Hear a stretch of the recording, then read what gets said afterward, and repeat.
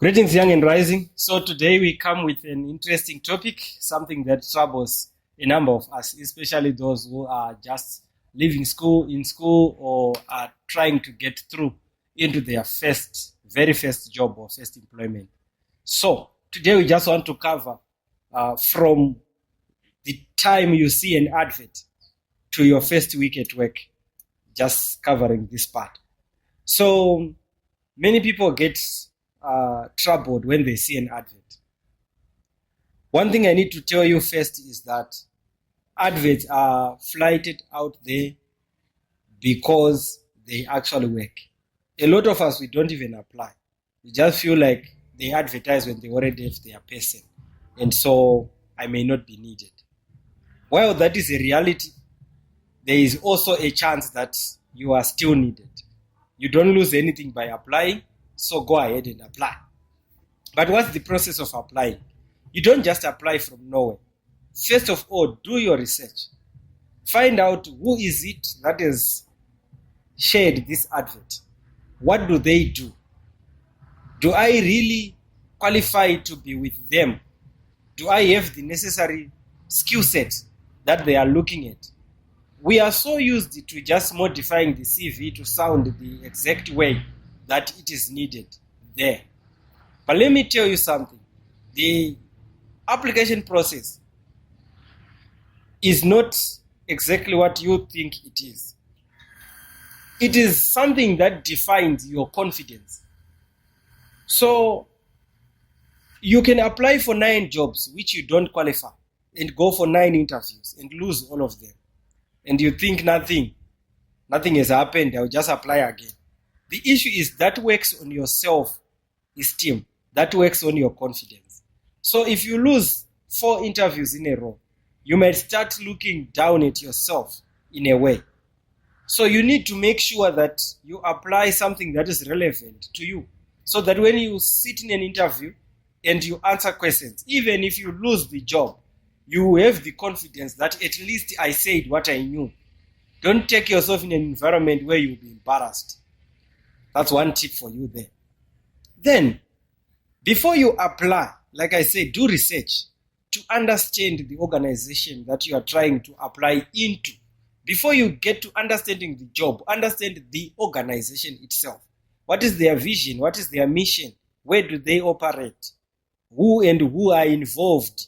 If you have access to that information. If you don't have, at least know their mission, values, and at least what they do, so that you don't get yourself in the wrong environment. Remember, your mental health and peace of mind is more important than working. You can get work, but then get stressed for a lifetime. It's not the best choice to make. So make sure you research enough.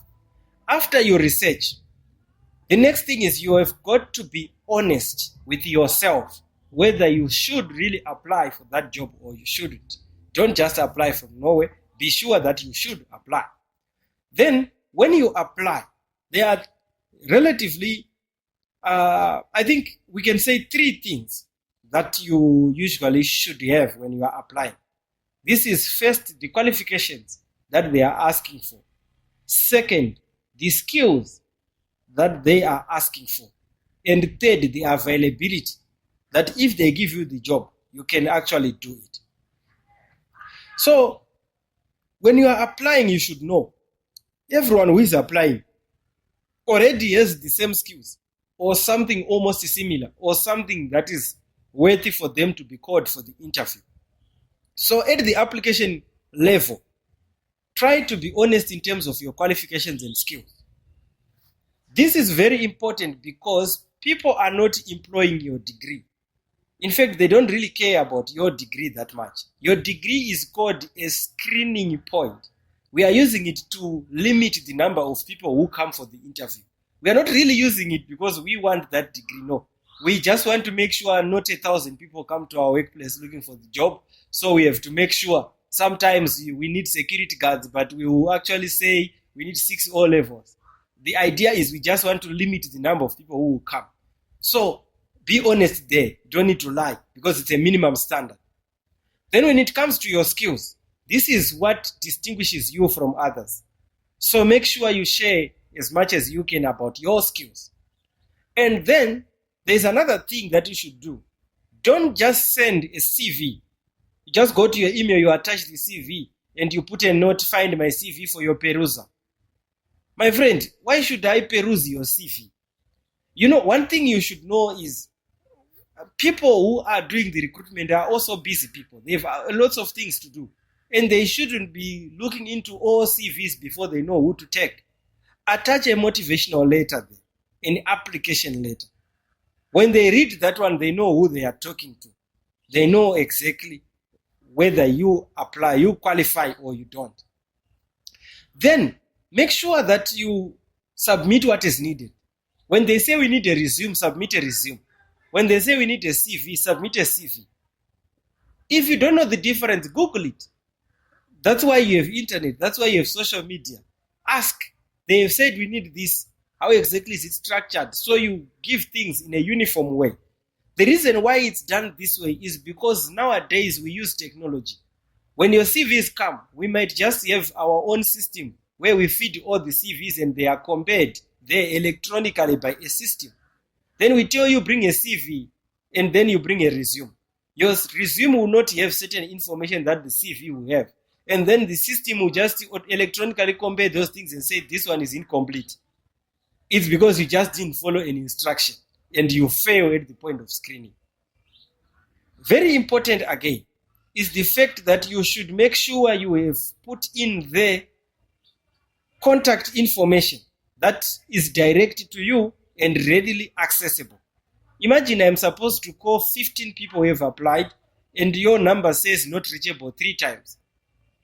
Already you are at a disadvantage. So many prayers will be needed for me to come back to your number again after calling 14 other numbers. So make it easy for the person who is employing you. Now, assuming you have now been called for the interview, you are now going for an interview. I want you to understand this. When you get on the interview desk, there are things that you should know that these people already know about you. You have given them your CV. That's why they called you.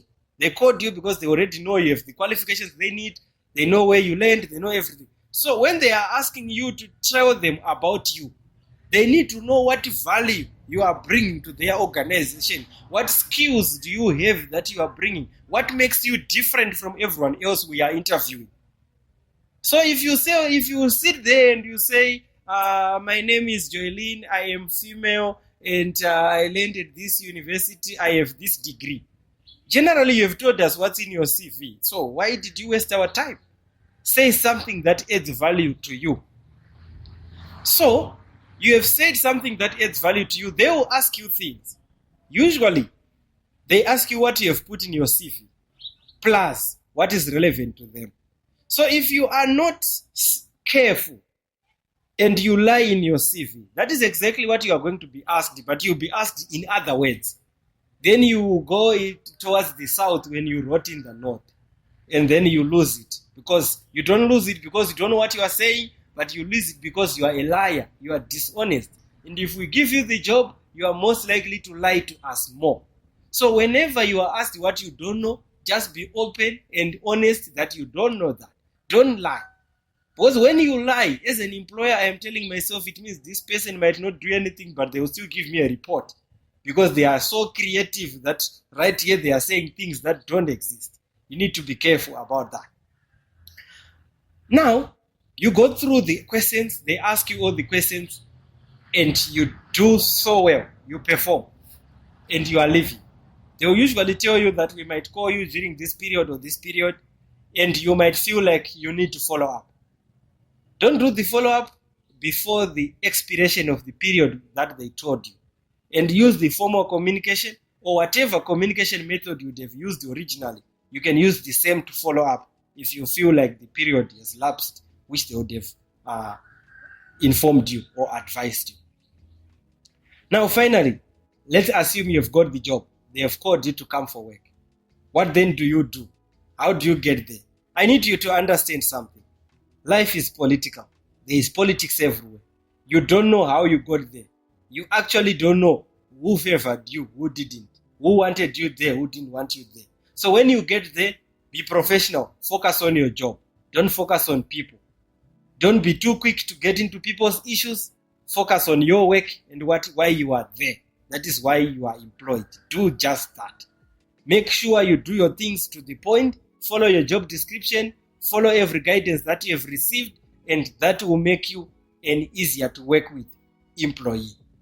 And one more thing that you need to understand is that sometimes you get enemies before you get in an environment. When you get there, take your time to study the environment. Remember, you are joining a different family. You are joining a different group. Learn their culture. Adjust to it. Make sure you do so in a neutral way. Don't be too vocal too early. Don't be too stubborn too early. Don't be complaining too early. Learn. And until you feel like you have understood the systems and people have gained trust with you, then you can start speaking. And what's the period for people to gain trust for you? Remember, there's a standard 3-month probation period. Respect that. Up until 3 months lapse, don't talk too much. Don't be too fast. Don't be too slow. Do your job and try your best to be what they want you to be. I believe this can give you a foundation, guys. Thank you so much. Let's meet again next time.